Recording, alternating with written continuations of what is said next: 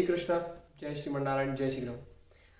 आज की वीडियो में हम बात करेंगे थोड़ा सा कर्म के बारे में। मतलब हमको जीवन में क्या करना है, क्या करने की इच्छा रखते हैं हम, या सर्वसामान्य कैसा विचार रहता है, इस बारे में सोचते हुए और सोचते सोचते हम इस जगह पे ट्रांसेंड करेंगे, एलिवेट करेंगे कि हमने आइडियली क्या करना चाहिए।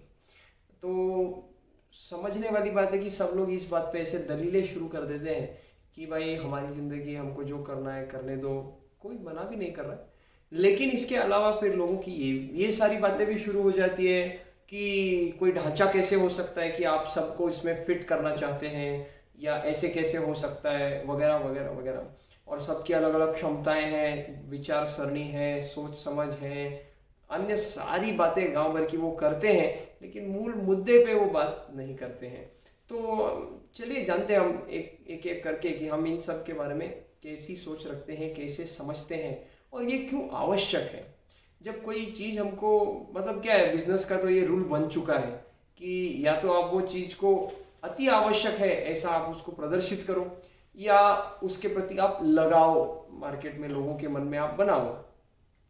ठीक है ना। तो आजकल चॉकलेट का ऐड भी कुछ इस प्रकार से दिखाया जाता है कि लोगों को ऐसा लगता है कि ये चॉकलेट हम नहीं खाएंगे तो बस हमारा क्या ही हो जाएगा।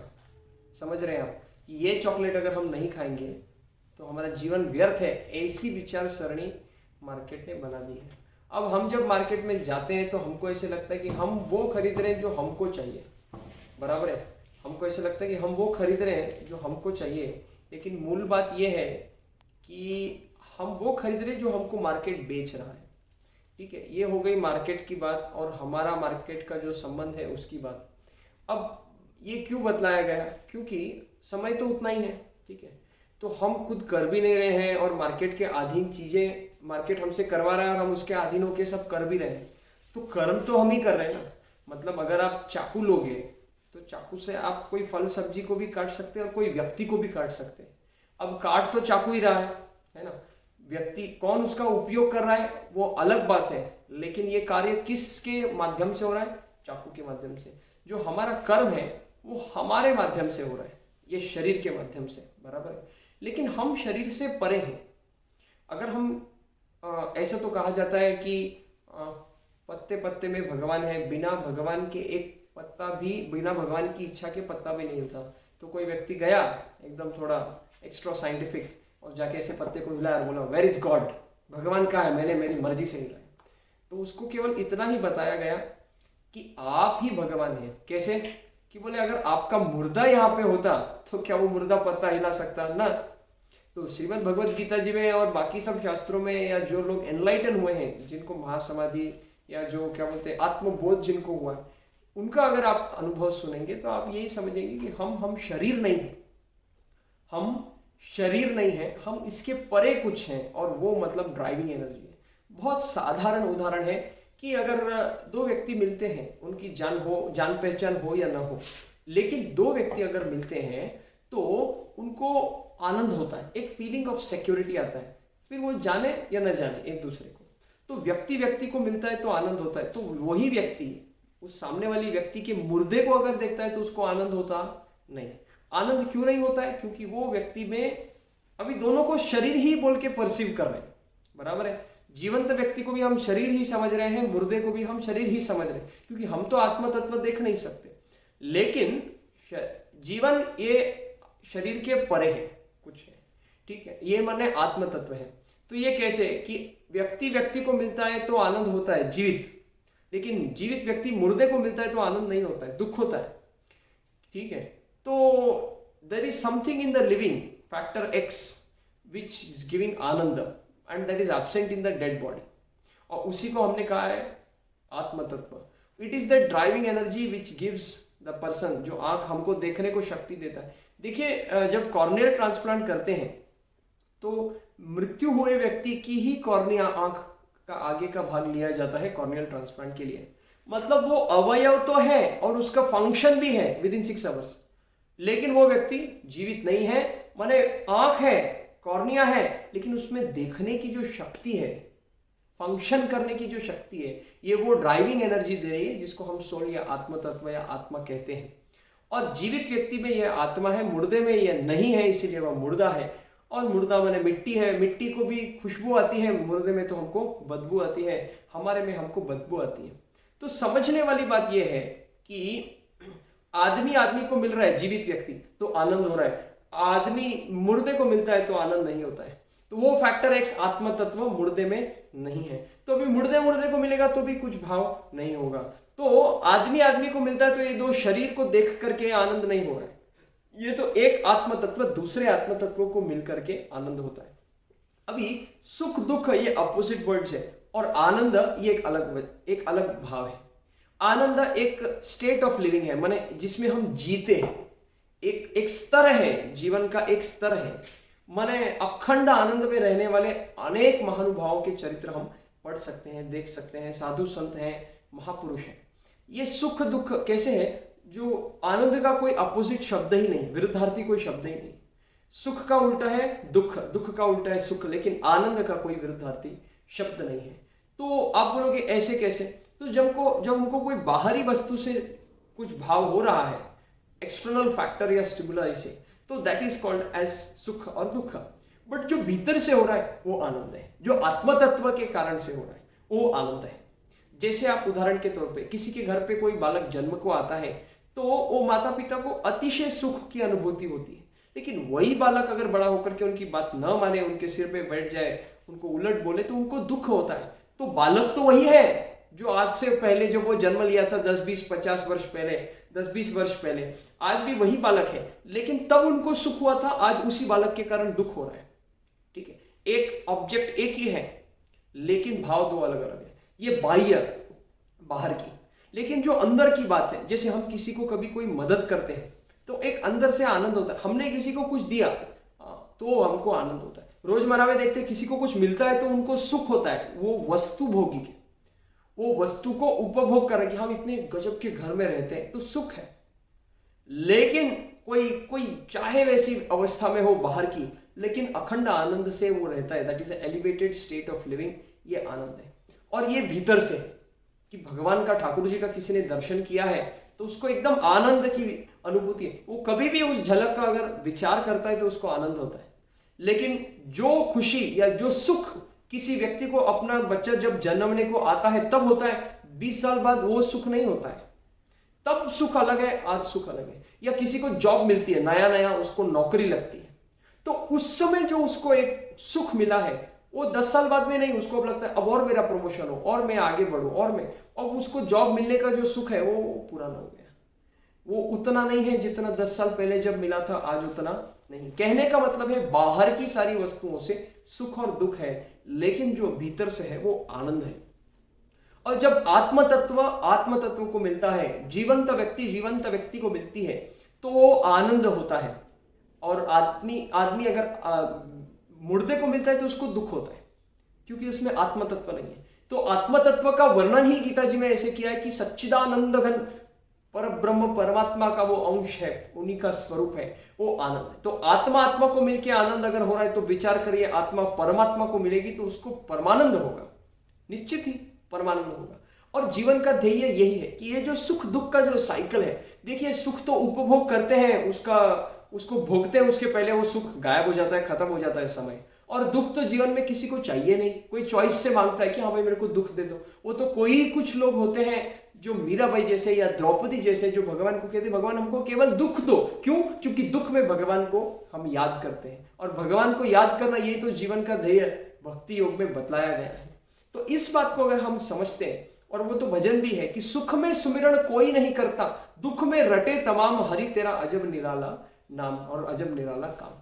तो ये सब चीजें हमको पता है। तो कहने का यह मतलब है कि सुख दुख से परे कुछ जीवन में मिलाने का है, वो है आनंद।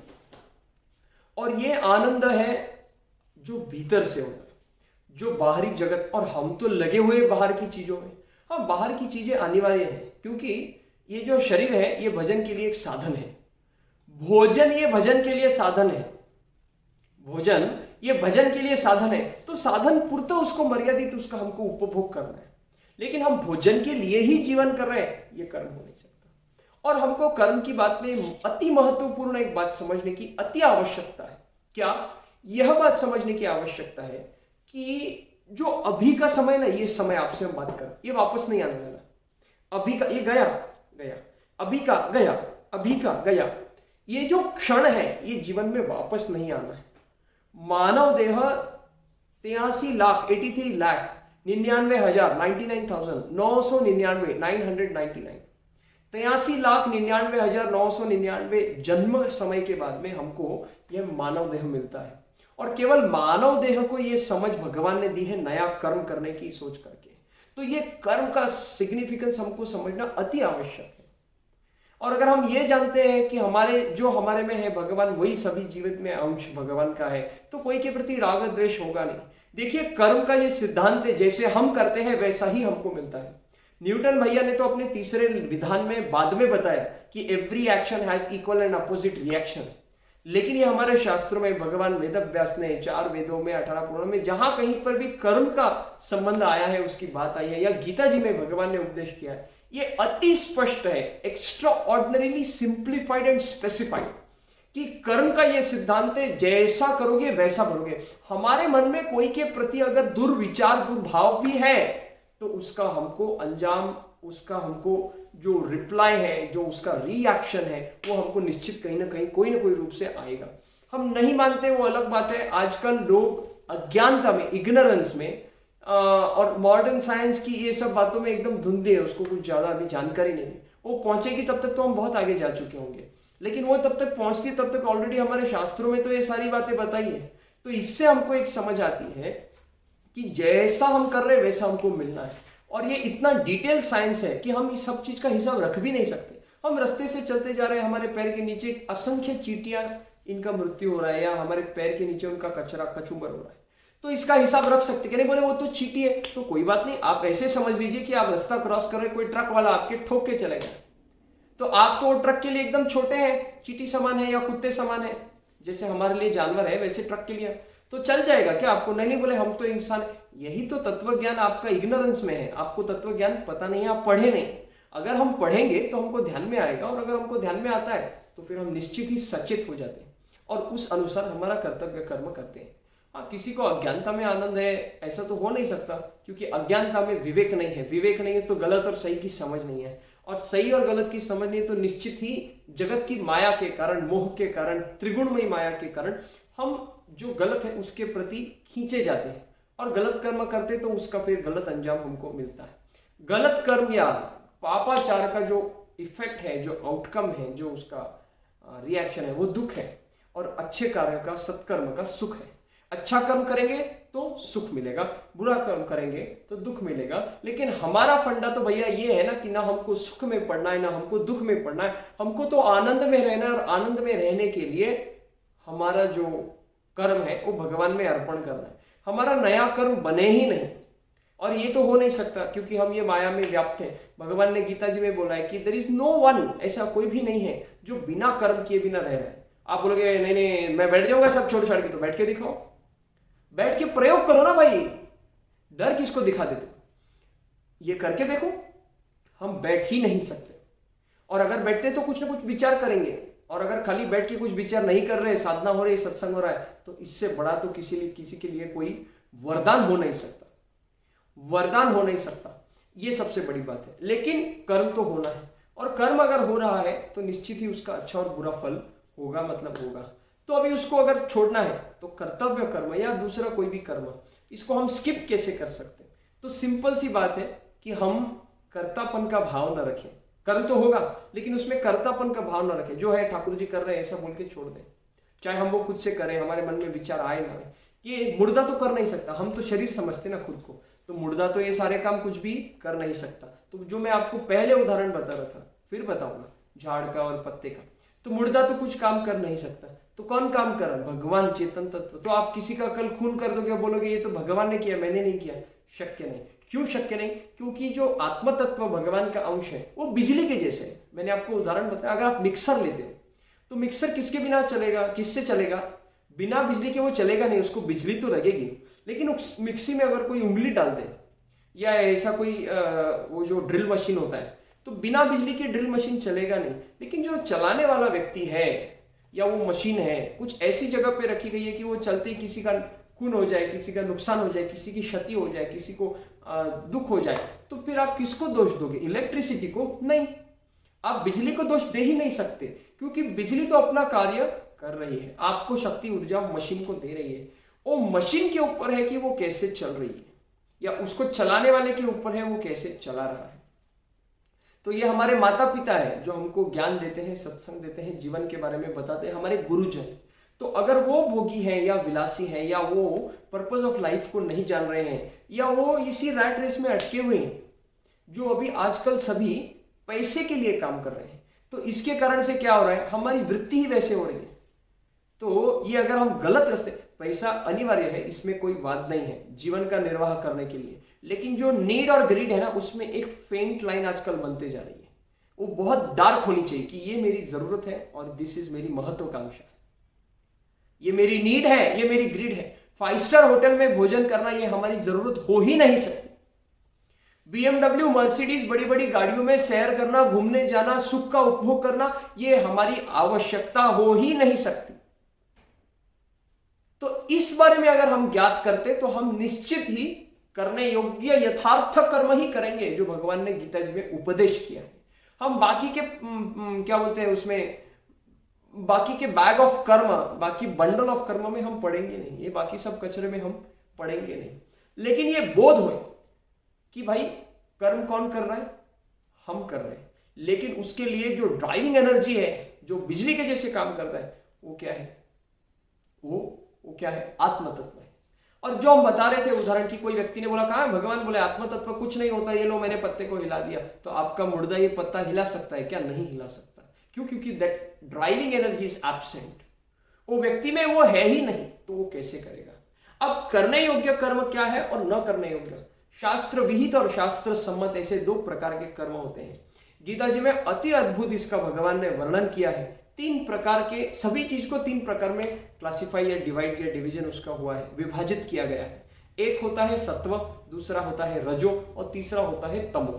ठीक है, हम जो भी सोचते हैं, करते हैं, यज्ञ, तप, व्रत आदि, दान, पुण्य और कर्म कुछ भी करते हैं, इसका 3 भाग में विभाजन होता है, वन ऑफ द कैटेगरी।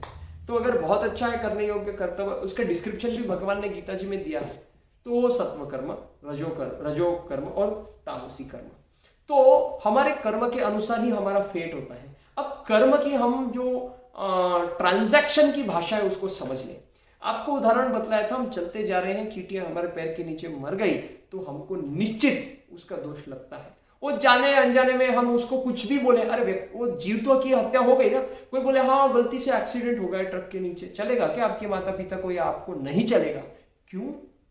क्योंकि वो जीव की हत्या हो गई है, फिर वो गलती से हो या जानबूझ के हो। तो जैसे इंसान इस जीव की हत्या हो गई, वैसे कीड़े मकोड़े इस जीव की भी हत्या है, जाने अनजाने में हो, कैसे भी, मतलब जानबूझ के की है, अनजाने में हो, हत्या है, उसका दोष निश्चित लगना है, उसका दोष निश्चित लगना है। कोई गलती से, अरे बंदूक का ट्रिगर दबा दिया, गलती से आपको गोली लग गई, आपकी हत्या हो गई, तो उसको जेल तो होनी है ना। आप उसको कैसे भी प्रूव करो कि ये गलती से हुआ है। जगत का नियम इसी प्रकार का है। हम कितने भी बहाने कर रहे हैं, भूल से हो गए तो भगवान माफ करते हैं। भाई आप नॉनवेज खा रहे हैं, क्या कर रहे हैं? उधर भूल हो गई क्या? उधर तो बहुत चक के खा रहे हैं, रंज के खा रहे हैं। कर्तव्य कर्म ही करना ये सर्वोपरि है, बाकी सारे कर्म करना, कर्म तो खुद ही दोष युक्त है, ऐसे बहुत सारे लोग बोलते हैं, तो लेकिन कर्म तो करना पड़ेगा। लेकिन कृष्णार्पण वस्तु करो ना, तो कोई बोलेगा मैं जीव की हत्या, नारायण नारायण नारायण फिर खा रहा हूं, नारायण नारायण, ये कोई बात ही नहीं है। और नारायण नाम का या नाम जप का इतना प्रभाव है कि सारी कुसंगति हट जा सकती। जैसे उदाहरण के तौर पे वाल्मीकि ऋषि, ये एक बहुत बड़े ऐसे दरोडेखोर प्रकार के, जो बोलते ना ऐसे लुटेरे जैसे थे, वाल्या उनका नाम था। और ये राम राम बोलने के लिए नारद जी ने उनको उपदेश किया, तो ये राम राम तो बोले ही नहीं सकते, उल्टा ही बोलते थे, मरा मरा मरा मरा मरा मरा। और ये मरा मरा मरा मरा राम राम कब हो गया, ये मरा का राम कब हो गया, उनको पता नहीं चला। इतना वो उसमें तल्लीन थे, विलीन थे। एक डेडिकेशन, डिटर्मिनेशन ऐसा होना चाहिए कोई व्यक्ति का कि वो तपश्चर्या करते करते, राम स्मरण का जप करते, उनके ऊपर चींटियों का घर तैयार हो गया है, जिसको हम एंठिल या वारुड़ मराठी में बोलते हैं। और चींटियों का ऐसा पूरा मिट्टी का घर तैयार हो गया, उनको पता नहीं चला। उस अवस्था में वो एकदम एनलाइटन हो गए। ब्रह्मा जी ने दर्शन देकर के रामायण जी लिखने का उपदेश किया है, ये हमको ध्यान में है। लेकिन ये कर्म किया तब ना, दोषयुक्त है तो क्या हुआ? अगर हमारे मन में भाव है कि हमको ये छोड़ना है, ये गलत कार्य नहीं करना है, तो निश्चित भगवान हमारे ऐसे शुभ संकल्प में तथास्तु करते हैं। कोई वेट ही नहीं कर रहे भगवान बस। लेकिन सबके मध्य में, केंद्र में कौन है? भगवान। सारे कर्म भगवान को अर्पित, कोई सुख उपभोगने की मन में लालसा ही ना हो, तो ये जीवन के उद्देश्यों को जानना है और जीना है। अब आपको मैं कर्म का वो जो मैं बता रहा था, ट्रांजैक्शन की भाषा आप समझ लीजिए। कुछ इस प्रकार से है कि ये बैंक के जैसा नहीं होता है कि हमने बैंक में 10,000 रखा, 5,000 निकाला तो 5,000 बचा है, कि मैंने 10 कर्म अच्छे किए, 5 कर्म बुरे किए, तो 10 अच्छे कर्म माइनस 5 बुरे कर्म इज इक्वल टू 5 अच्छे कर्म। ऐसा नहीं होता है। 10 कर्म किया है तो उसका 10 का कर्म, अच्छे कर्म का सुख उपभोगना पड़ेगा। 5 बुरा अगर हमने कर्म किया है तो वो 5 बुरे कर्म का फल, दुख, ये भोगना पड़ेगा। आई बात ध्यान में? भगवान किसी का कोई बुरा ना अच्छा नहीं करते। हाँ, हम भगवान को याद करते, भगवान हमको याद करते। हमारी अगर कोई पीड़ा है, तकलीफ है, निश्चित वो कम होती है, इसमें कोई संदेह नहीं है। कैसे? उदाहरण के तौर पे कोई मेडिकल कॉलेज का स्टूडेंट है, विद्यार्थी है जैसे हम, और कोई साल भर पढ़ा है और वो व्यक्ति को देखा है वो शिक्षकों ने कि इस व्यक्ति ने, इस स्टूडेंट ने, विद्यार्थी ने कैसे पढ़ाई की है, लेकिन मेन एग्जाम में थोड़ी गड़बड़ हो गई। वो अगर रिक्वेस्ट ऐसा करता है, वो रिक्वेस्ट करने की जरूरत भी नहीं है, क्योंकि वो शिक्षक को ये पता है कि ये व्यक्ति ने साल भर कैसा काम किया है और उसके अनुसार उसको सम्मानजनक मार्क दिए, निश्चित ही जाते हैं। ये तो कोई भी परीक्षा में होगा कि आप वो व्यक्ति का हार्ड वर्क देखते हो। ठीक है, कभी कभी परीक्षा के कारण, एंजाइटी के कारण ऐसे हो जाता है और गड़बड़ हो सकती है, गलत उत्तर हो सकता है, ब्लंडर हो सकता है, लेकिन हमारे साल भर का कार्य निश्चित ही देखा जाता है। उसी प्रकार भगवान ये निश्चित देखते हैं ना कि आप, भगवान को तकलीफ है जब आपको, तब आप याद कर रहे हो दुख में, कि आप सुख में भी भगवान को याद रख रहे हो। क्यों नहीं होगा? निश्चित होगा। जगत के सर्जक है, जगत के विनाश करने वाले हैं, जगत को पालन करने वाले हैं। ध्यान में रखिए, कोई मेडिकल कॉलेज के डीन है सर्वोपरि, आपका कोई काम है, अगर आपकी उनकी कोई पहचान नहीं है तो 5 घंटा बर्बाद करना पड़ेगा, लेकिन आपका आना जाना है, उनसे जान पहचान है, तो आपका काम फट से हो जाएगा। भैया, भगवान से काम है तो भगवान से आना जाना, भगवान से बातचीत, भगवान का संबंध बना के रखना, यह काम है, तो काम झट से हो जाएगा। अन्यथा जब काम पड़ेगा और तब भगवान के पास जाएंगे तो भगवान बोले, I have many other people in the waiting list who are talking to me every day.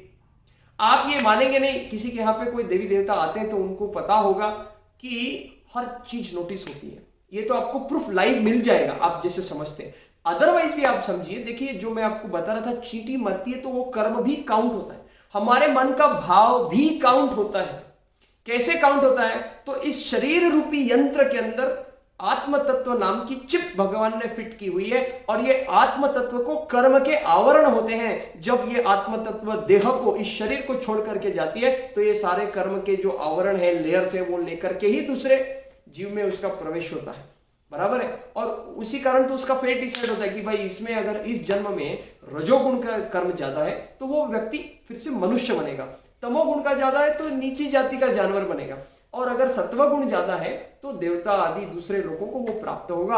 और अति अद्भुत है, सत्व कर्म सब है और भगवान को सब अर्पण किया है, भक्ति की है तो मुक्ति निश्चित है। ये कर्म का साइकिल है।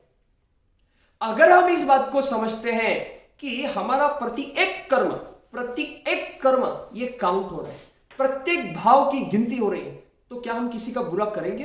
नहीं करेंगे। क्यों? क्योंकि हमको पता है अगर हमने बुरा किया तो वही हमको मिलने वाला है।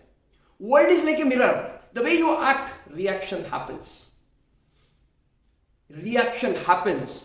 और साधु व्यक्ति का यह कार्य है कि वो कभी किसी के बारे में अहित सोचे ही नहीं। यही आइडियल वे ऑफ लिविंग है, समझने वाली बात है। अगर आप किसी को लाफा मारोगे तो वो व्यक्ति क्या बोलेगा? मैं भी लाफा मारूंगा। लेकिन अगर वो व्यक्ति, अगर किसी ने हमको मारा है और हम फिर उसको मारने की अगर बात कर रहे हैं तो हम तो उसके दास हो गए। उसने जो गलत कर्म किया है उसको उसका फल मिल जाएगा। आप उसको मार रहे हो तो आपको भी इसका वापस से भोगना पड़ेगा। सिंपल है, रिएक्ट ना करें। आज के जगत में अगर ये बात हम किसी के भी घर में करें तो बोलेंगे बेवकूफ हो गए। लेकिन आप अगिनत ऐसे उदाहरणों को देख सकते हैं। साधा उदाहरण आपको मैं बतलाना, एक मतलब साधा माने वेरी कॉमन एग्जांपल, कि तुलसीदास गोस्वामी जी, अकबर ने तुलसीदास जी गोस्वामी जी के बारे में बहुत सुना था, तो आदेश जारी किया कि बोले तुलसीदास को मिलने के लिए दरबारों में बुलाओ।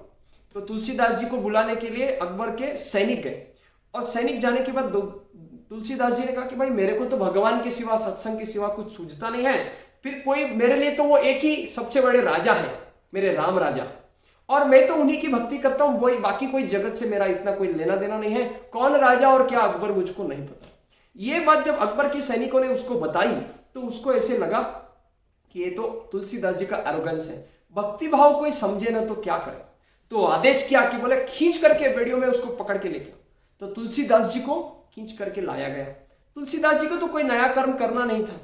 तो तुलसीदास जी जब दरबार में उनको लाया गया तो अकबर बोला कि आपके बारे में बहुत सुना है, आप कोई मेरे को चमत्कार दिखाओ। तुलसीदास जी बहुत विनम्रता से हाथ जोड़ करके बोले कि मैं कोई इधर जादू दिखाने के लिए कोई जादूगर थोड़ी ना, चमत्कार दिखाने के लिए, हम तो भक्त हैं, भक्ति करते हैं, सत्संग करते हैं। तो बोले जेल में बंद कर दो इसको, ये सब गलत बात कर रहा है, चमत्कार कहां से दिखाएंगे, कुछ नहीं है ऐसा, और जेल में बंद किया। तब तुलसीदास जी के मन से उन्होंने हनुमान चालीसा गाई। प्रथम बार हनुमान चालीसा कहां बनी? अकबर के दरबार में। और हनुमान चालीसा उन्होंने जब गाई तो दूसरे दिन पूरे, जब हनुमान चालीसा उन्होंने गाई तो पूरे अकबर के आगरा में, लाल किले में जहां भी वो रहा, वहां पे सारे वानरों का आक्रमण हो गया, पूरा उसका राजमहल तहस नहस हो गया। और अकबर अब बिरबल को पूछे कि भाई बिरबल ये क्या हो रहा है? तो बोले हुजूर आपको देखना था, चमत्कार देख लो। और चमत्कार देखा तो बोले ये क्या किया जाए? बोले तुलसीदास जी को रिहा करो, वो भगवान के परम भक्त हैं। और तब तुलसीदास जी ने हनुमान चालीसा प्रथम बार गाई और लिखी। इस प्रकार से हनुमान चालीसा जैसा अति शक्तिशाली चालीसा हमको मिला है, जो हनुमान जी का बखान करता है, उनके बारे में कहता है। कहने का मतलब क्या है? अकबर ने तो बेड़ियां पकड़ के, बेड़ियों में जकड़ा करके उनको लाया, कोठरी में बंद किया, या जो भी दुर्व्यवहार किया। तुलसीदास जी ने क्या किया? कुछ नहीं, भगवान की भक्ति। And I am telling you not the story 5000 years back, Shri Krishna भगवान के समय।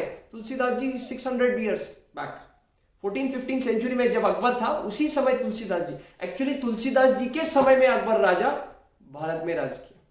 तो तुलसीदास जी की बात तो अभी की है। और ऐसे अनंत, मैं शब्द प्रयोग बहुत विचार करके कर रहा हूं, अनंत उदाहरण आपको अनेक संतों के जीवन में आपको मिलेंगे।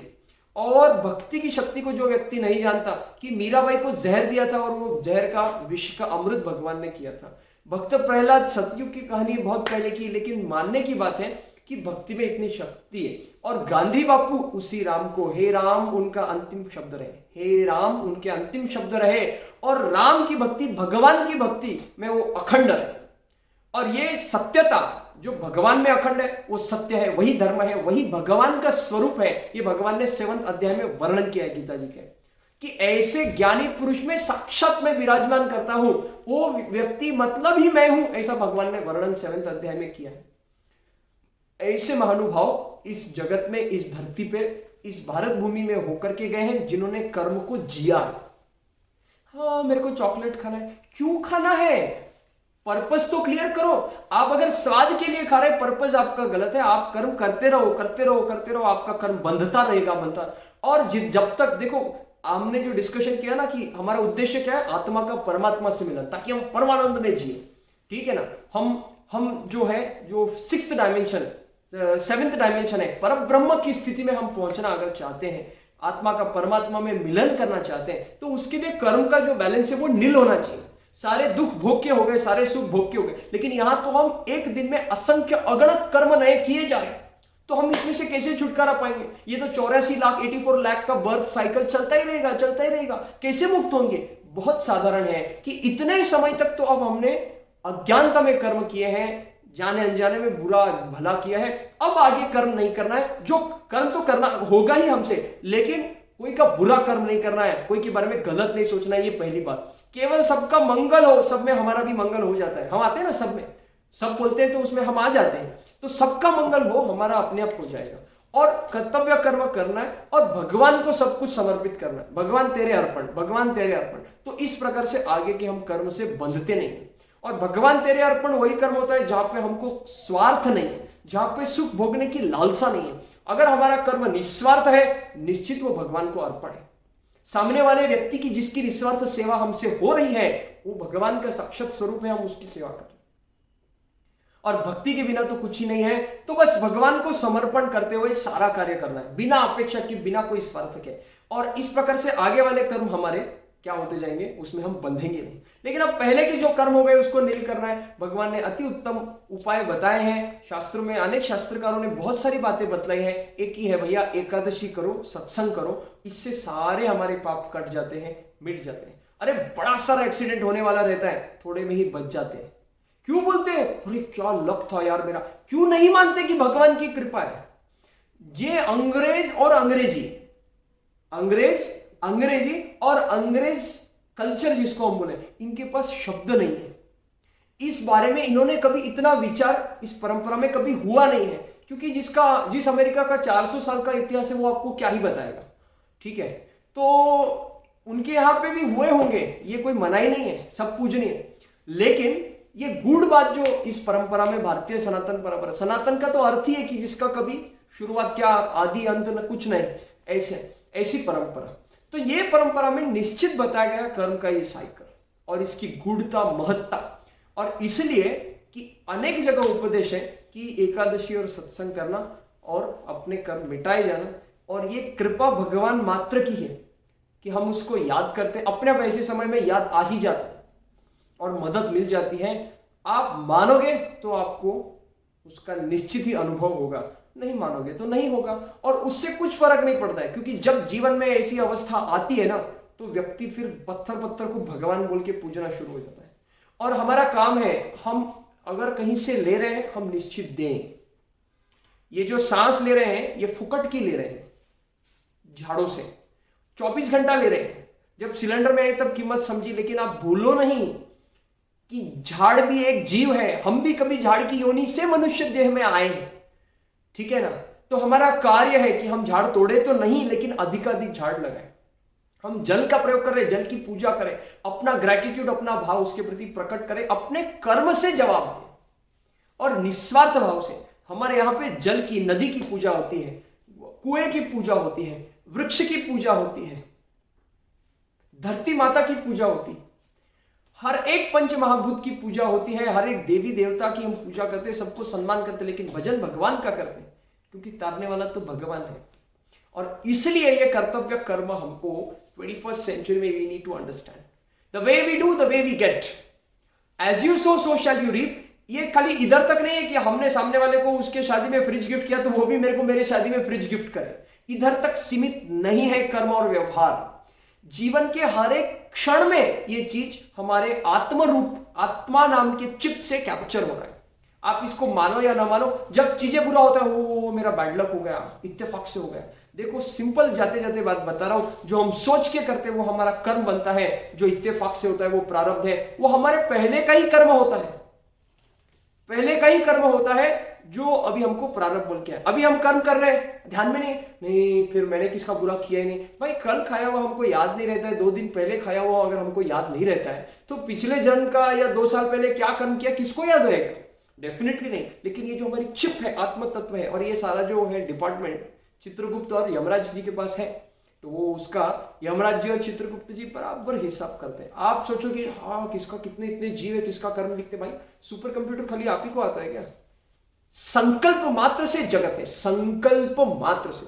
और इसलिए ये सारी बातें आप समझे या ना समझे होती तो है।